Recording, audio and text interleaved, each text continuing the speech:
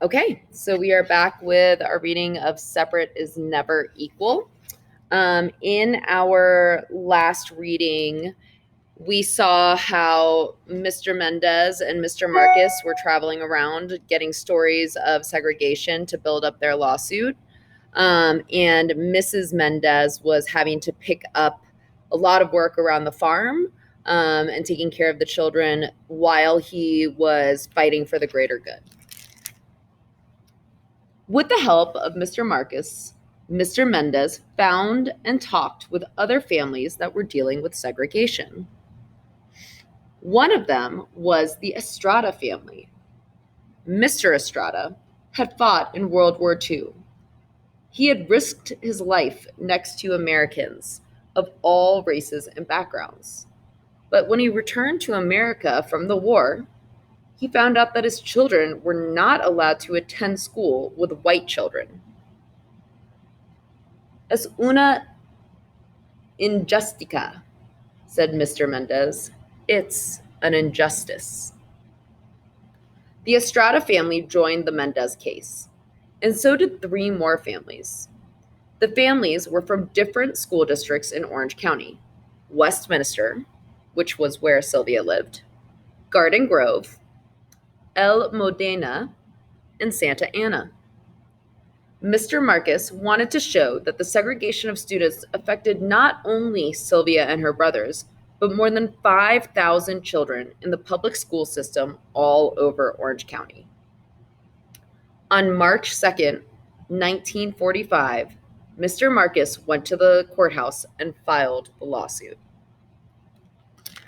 So, in just these 2 quick pages, we learned about all of these various families that Mr. Mendez and Mr. Marcus found as they were gathering information to create their case to fight against segregation.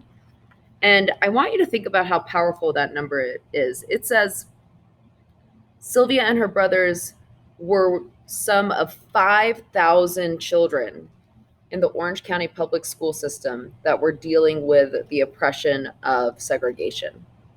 5,000 students, friends. That's really scary.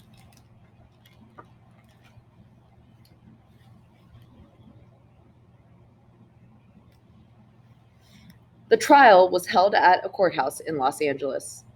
Sylvia and her family dressed in their best clothes and sat in the courtroom to listen. The hearing lasted 5 days. Each day, Mr. Marcus called to the stand a family from the different districts in Orange County, and the superintendent from each district too.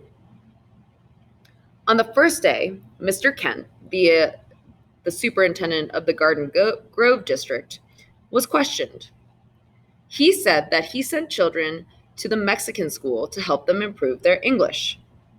That's a lie, thought Sylvia. Her English was as good as the English of any of the children at the Westminster school. Do you give the children any tests? Asked Mr. Marcus. Mr. Kent claimed he did. We do so by talking to them. That's another lie, Sylvia wanted to yell. No one had questioned her.